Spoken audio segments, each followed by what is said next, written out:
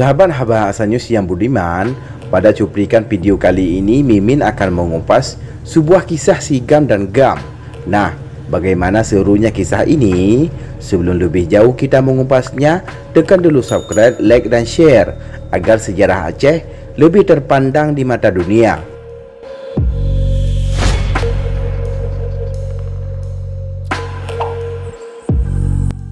Kala itu pasca penandatanganan MOU Helsinki antara pemerintah Indonesia dengan gerakan yang didirikan Hasan Tirow, istilah GAM kembali jadi sorotan setelah sejumlah mantan gerakan Aceh Merdeka atau GAM mendeklarasikan partai GAM.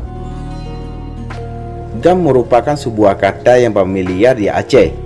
Bukan saja identik dengan gerakan Aceh Merdeka, tapi karena GAM adalah panggilan kecil untuk anak laki-laki di Aceh. Dulu ketika Aceh masih didera konflik, tak jarang para pemuda ditangkap aparat keamanan hanya karena dipanggil sigam oleh orang tua atau tetangganya.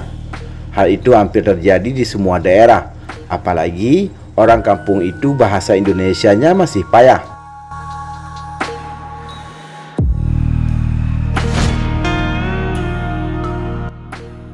Dikisahkan dari beberapa kejadian, aparat keamanan saat itu acap melakukan sweeping ke desa-desa.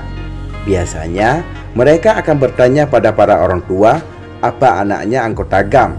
Bahkan tak jarang, si orang tua memahami bahwa yang ditanyakan aparat keamanan itu apakah dia memiliki anak laki-laki. Dan tentu saja dijawabnya ya, anak lon GAM. Maksudnya anak saya ada, yaitu laki-laki. Buntutnya tak susah ditebak, anaknya segera dicokok. Karena hal ini pula akhirnya banyak orang tua di kampung-kampung yang menjadi takut memanggil anaknya dengan sebutan sigam.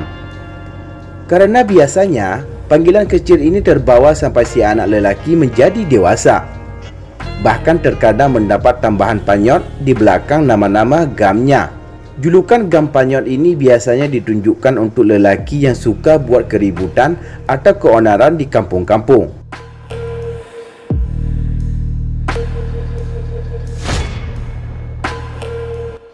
Gerakan Aceh Merdeka sendiri sejak dideklarasikan tahun 1976 oleh Hasan Tirow berganti-ganti nama.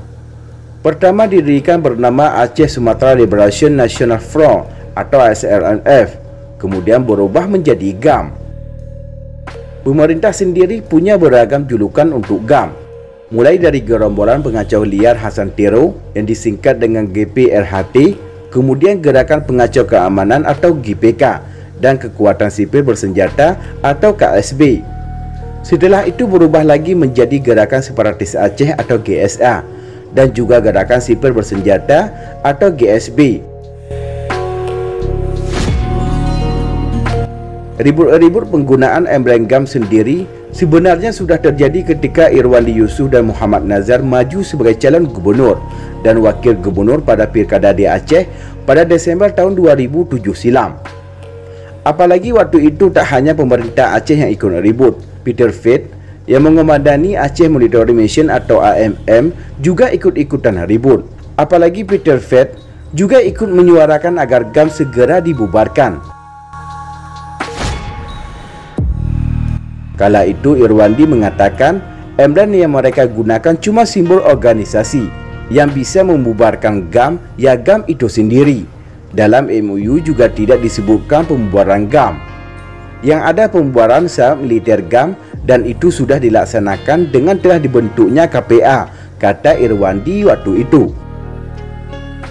Bagi mantan kombatan GAM sendiri, tidak ada sebutan mantan anggota GAM. Bagi kami, yang ada mantan TNA atau Tentara Negara Aceh, yang kini anggotanya menjadi anggota Komiti Peralihan Aceh atau KPA, ungkap seorang mantan kombatan GAM pada Detikcom.